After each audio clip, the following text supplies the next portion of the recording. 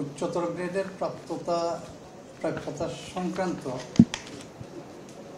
Bangladesh supreme কোর্টের appellate ডিভিশনের বিগত 30 এপ্রিল 2025 তারিখে প্রদত্ত রায়ের টেক্সট কপি আজকে বাংলাদেশ সুপ্রিম কোর্টের অফিসিয়াল ওয়েবসাইটে আপলোড করা হয়েছে, যেটা এখন বাংলাদেশ সুপ্রিম কোর্টের ওয়েবসাইট থেকে পাওয়া যাচ্ছে।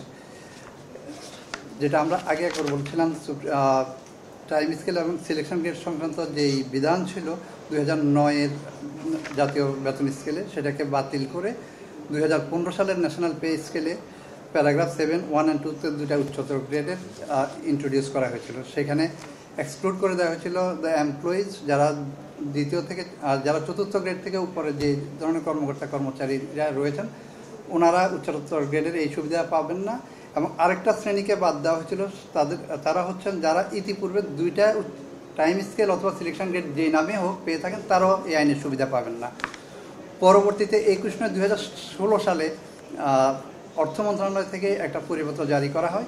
সেইখানে সেই পরিপত্রের ক্লজে একটা ইনক্লুড করে দেওয়া হয়। সেখানে বলা হয়েছিল ইতিপূর্বে যারা একটা টাইম স্কেল অথবা সিলেকশন গ্রেড যেই নামে অভিহিত হোক না কেন একটা পেয়ে থাকলে তারা একটা মাত্র উচ্চতর গ্রেড পাবে, দুইটা উচ্চতর গ্রেড পাওয়ার সুযোগ আর তাদের থাকবে না। তো আমরা তখন এই পরিপত্রটাকে 2021/9/2016 সালের এই পরিপত্রটাকে চ্যালেঞ্জ করে মহামান্য হাইকোর্ট ডিভিশনে রিট পিটিশন দায়ের করি। সেই রিট পিটিশনে পুরা পরিপত্রটাকে অসাংবিধানিক বলে বাতিল করে দেওয়া হয়েছিল, ইলিগাল ডিক্লেয়ার করে দেওয়া হয়েছিল। তার বিরুদ্ধে গভর্নমেন্ট অ্যাপিল করেছিল, লিভ টু অ্যাপিল দায়ের করেছিল, সেখানে লিভ গ্রান্ট করা হয়েছিল। এই সিভিল অ্যাপিলগুলা শুনানি শেষ করে গত 30 এপ্রিল 2025 তারিখে রায় প্রদান করা হয়। সেই রায়ের পূর্ণাঙ্গ কপি আমরা আজকে হাতে পেয়েছি।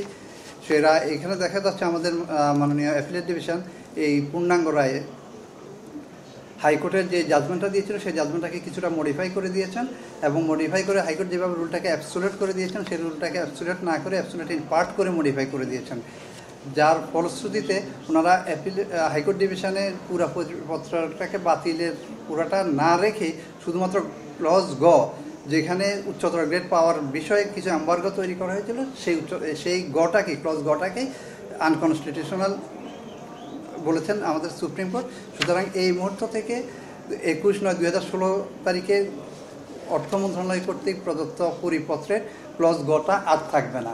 সুতরাং উচ্চতর গ্রেড সংক্রান্ত এই যে জটিলতা ছিল, যারা ইতিপূর্বে একটা পেয়েছেন তাদের দুইটা পাওয়ার ক্ষেত্রে যে প্রতিবদ্ধতা ছিল, সেটা আজকের পর থেকে আর থাকবে না। এটা আর আইন সর্বোচ্চ আদালতের রায়ের পরে এর আর কোনো অস্তিত্ব থাকলো না। এটা 2015 সালে যখন ন্যাশনাল পে স্কেল করা হয়েছিল, তখন টাইম স্কেল সিলেকশন গ্রেড বাতিল করে উচ্চতর গ্রেডের যে ইয়েটা করা হয়েছিল সেখানে দেওয়ার সুযোগ ছিল, কিন্তু পরবর্তীতে স্পষ্টীকরণের নাম করে যে পরিপত্র দেওয়া হয়েছিল সেটা আসলে স্পষ্টীকরণের নাম, ইন দি নেম অফ স্পষ্টীকরণ ওনারা মূল লটাকে অ্যামেন্ড করে ফেলেছেন। যে এটা লতে ছিল না সেটা ওনারা ইনকর্পোরেট করে ফেলেছেন ওনাদের সেই পরিপত্রে, যে জন্য আমরা বলছি সেই পরিপত্রটা ইনকনসিস্টেন্ট উইথ দি অরিজিনাল ল, সেই জন্য সেটা অবৈধ হবে। তো হাইকোর্ট ডিভিশন আমাদের সেই বক্তব্যটা কনসিডার করে সেই পুরা পরিপত্রটাকে ইলিগাল ডিক্লেয়ার করছেন। কিন্তু অ্যাপিলেট ডিভিশনের সামনে যখন এটা আসলো, তো অ্যাপিলেট ডিভিশন এটা দেখলো যে এইখানে শুধুমাত্র উচ্চতর গ্রেডের প্রাপ্যতা সংক্রান্ত ক্লজটা বিধানগুলো গতেই সন্নিবেশিত করা হয়েছে। সুতরাং গটাকে বাতিল করে দিলে যে রিট পিটিশনারদের যে পারপাস সেটা হয়ে যাচ্ছে। সুতরাং পুরা পরিপত্রটাকে বাতিল করার আসলে প্রয়োজনীয়তা দেখেননি। তো সেখানে শুধুমাত্র গটাকে ওনারা আনকনস্টিটিউশনাল বলেছেন, গটা এখন আর থাকবে না। সুতরাং যারা আগে একটা উচ্চতর গ্রেড বা টাইম স্কেল যে নামেই অভিহিত হোক না কেন পেয়েছেন, তাদের এখন আর দুইটা উচ্চতর গ্রেড পাইতে 2015 সালের ন্যাশনাল পে অর্ডারের 7-এর 1 আর 2 অনুযায়ী দুইটা উচ্চতর গ্রেড পাইতে আর কোনো বাধা থাকবে না।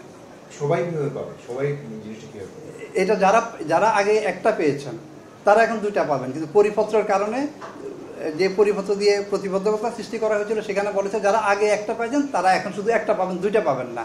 সুতরাং আগে যারা একটা পাইছেন এখন তাদের দুইটা পাইতে আর কোনো বাধা নেই। Thank you.